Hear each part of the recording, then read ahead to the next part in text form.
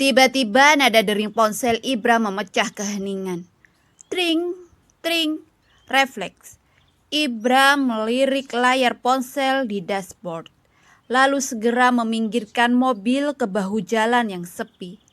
Ia mematikan mesin mobil, melepas seatbelt, dan menjawab telepon itu. Halo, wajahnya berubah serius. Devi dan ibunya saling pandang, menebak-nebak siapa yang menelpon. Ada apa, Bra? Tanya Devi pelan. Suaranya diselimuti kekhawatiran. Ibra tak segera menjawab. Pandangannya masih terpaku lurus ke depan. Rahangnya mengeras. Suara dari telepon barusan jelas membuatnya berubah. Lebih tegang, lebih dingin. Aku harus ke sana sekarang, ucapnya dalam nada datar, namun mengandung tekanan. Beberapa detik setelahnya, ia memutus panggilan dan meletakkan ponselnya di dashboard. Tangannya menggenggam erat kemudi, tapi belum juga menyalakan mesin mobil. Devi menatapnya, penasaran dan tak sabar. Siapa, Bra? Ibra menoleh perlahan. Wajahnya serius, tak ada senyum. Maaf, Dev. Aku harus ketemu rekan bisnis sekarang juga. Ujarnya tenang, namun nadanya tegas. Ini serius, antara hidup dan mati. Kalau aku lengah, semuanya bisa jatuh. Aku gak bisa antar kamu dan tante ke rumah Davin. Maaf banget. Devi langsung memanyunkan bibirnya. Tapi aku maunya kamu yang nganter. Kamu janji, Bra. Ibra menatapnya lembut, tapi tetap pada keputusannya. Aku gak bisa, aku harus pergi sekarang juga. Percayalah, ini demi masa depan juga. Devi masih merajuk, menahan tubuhnya agar tidak turun dari mobil. Aku gak mau turun. Aku ikut kamu aja. Namun sebelum ucapannya selesai, sang ibu sudah membuka pintu dan berdiri di luar. Dengan tenang, ia memutar tubuh ke arah Devi. Devi, ayo turun. Jangan bikin susah orang. Ibrah udah baik nganter kita sejauh ini. Sekarang waktunya dia kerja. Kita harus ngerti. Tapi Bu, range Devi pelan. Ibu langsung membukakan pintu sisi penumpang dan memberi isyarat. Ayo nak, turun.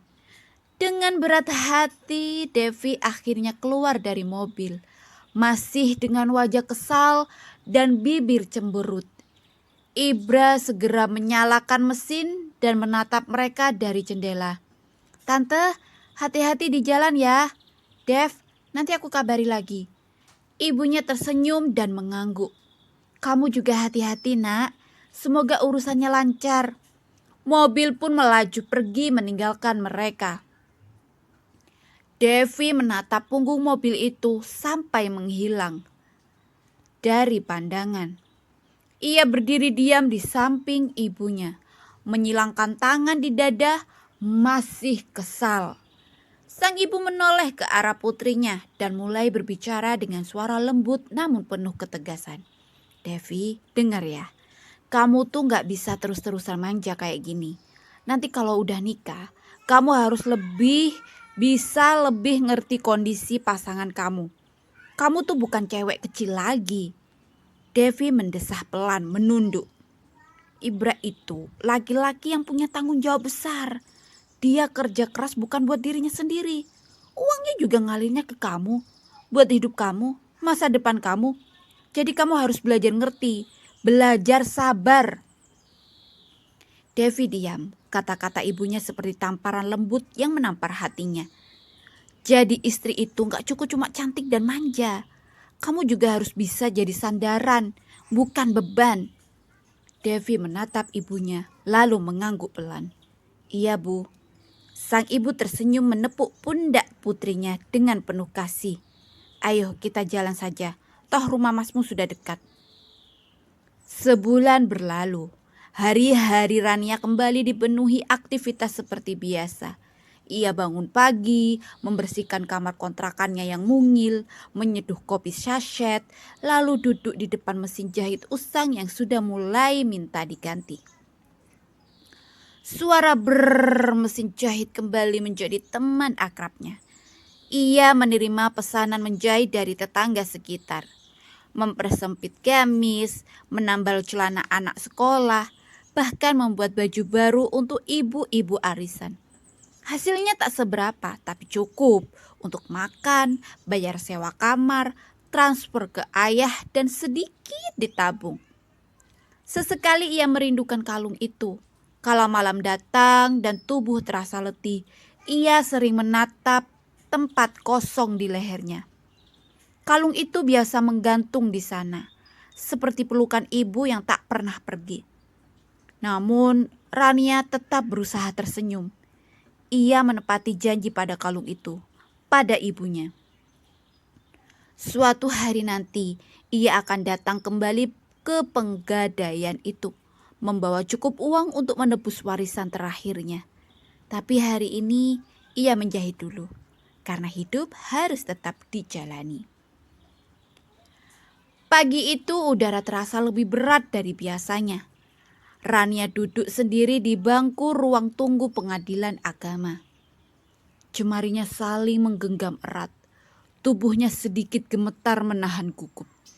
Panggilan mediasi pertama untuk perceraiannya telah datang. Dan hari ini ia harus menjalaninya. Langit mendung seolah ikut merasakan isi hatinya yang kelabu. Ponselnya bergetar. Sebuah pesan masuk dari Davin. Aku menyerahkan proses mediasi ke pengecaraku. Aku tidak datang, jengah melihat wajahmu. Rania menatap pesan itu cukup lama. Napasnya tercekat, dada terasa sesak. Bukan karena kecewa, tapi karena luka lama kembali menganga. Ia mencoba tersenyum tipis, palsu. Tapi cukup untuk menahan air mata agar tak jatuh. Jengah melihat wajahku, gumamnya pelan. Pahit. Padahal aku yang paling ingin melupakan wajahmu. Ia menegakkan punggungnya, menarik napas dalam-dalam. Dalam hati, ia berkata pada dirinya sendiri bahwa hari ini bukan tentang Davin lagi. Hari ini tentang dirinya, tentang langkah awal untuk bebas, untuk sembuh. Tak lama kemudian namanya dipanggil petugas. Rania berdiri, merapikan jilbabnya dan melangkah masuk ke ruang mediasi. Tanpa Davin, tanpa orang yang seharusnya hadir untuk mempertanggungjawabkan apa yang telah ia rusak. Tapi Rania tetap melangkah karena ia tahu keberaniannya hari ini adalah bentuk cinta yang utuh untuk dirinya sendiri. Ponsel Rania kembali bergetar. Baru saja ia mencoba menelan pahitnya pesan dari Davin. Kini datang pesan baru yang membuat jantungnya berdegup kencang. Dari ayah. Dengan ragu, Rania membuka pesan tersebut. Matanya langsung membelalak saat melihat video yang dikirim. Dalam video itu, tampak adiknya, anak laki-laki yang baru masuk SMP, menangis sejadi-jadinya.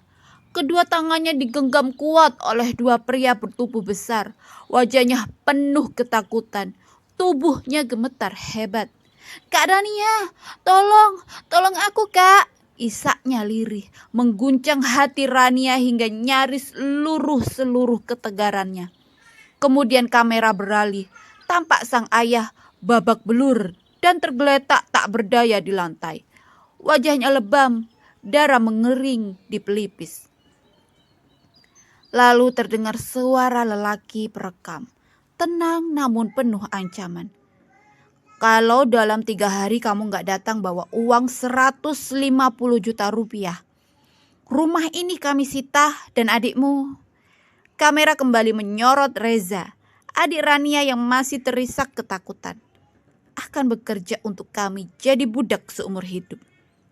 Lalu kamera bergerak menyorot wajah si perekam. Dan saat itu darah Rania terasa membeku. Ia mengenali pria itu, Juragan Seno. seorang lintah darat kejam, pemilik lahan luas yang didapat dari permainan kotor, dan pelaku bisnis gelap. Bunga pinjamannya mencekik dan orang yang gagal membayar sering menghilang begitu saja. Juragan Seno adalah sosok yang sangat berkuasa dan berbahaya. Orang-orang di kampung tahu betapa jahat dan berpengaruhnya dia, sehingga mereka takut menyebut namanya secara terang-terangan. Mereka hanya menyebutnya diam-diam dengan penuh ketakutan. Juragan Seno juga dikenal sebagai dalang bisnis esek-esek kelas atas. Ia punya koneksi kuat dari pejabat pemerintah, aparat sampai pengusaha besar. Ia tak hanya menyewakan perempuan untuk memuaskan nafsu bejat kliennya, tapi juga dikenal bisa mendatangkan artis, selebgram, hingga wanita cantik dari luar negeri sesuai permintaan. Ia begitu licin, tak pernah tersentuh hukum. Tak ada laporan yang berani masuk, karena siapapun yang mencoba melawan, hilang tanpa jejak. Seno menyeringai ke arah kamera. Kasihan kamu Rania, gadis baik, pekerja keras. Sayang sekali kau punya ayah yang bejat, tukang judi, pemabuk, gak berguna. Sebenarnya aku gak tega menyentuh anak-anak baik seperti kalian. Ia mendekat ke kamera, senyumnya makin kejam. Tapi hutang harus dibayar dan hidup tetap butuh uang. Ingat, 3 hari atau adikmu jadi milik kami. Video berakhir, tapi dunia Rania seperti runtuh. Tangannya gemetar, tubuhnya limpung. Air mata tak bisa dibendung lagi. Ia tertunduk di lantai dengan ponsel masih dalam genggaman. Matanya kosong.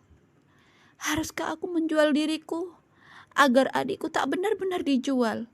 Pikirnya lirih. Tapi waktu tak bisa menunggu jawaban. Rania menghela napas dalam-dalam sebelum menekan tombol hijau di ponselnya. Ia mencoba menelepon nomor sang ayah, berharap bisa berbicara langsung dengan Juragan Seno, memohon penambahan waktu. Namun harapannya pupus begitu suara operator menjawab, "Nomor yang Anda tuju tidak aktif atau berada di luar jangkauan." Hatinya makin tertekan. Waktu terus berjalan. Dan ia tak punya jalan keluar.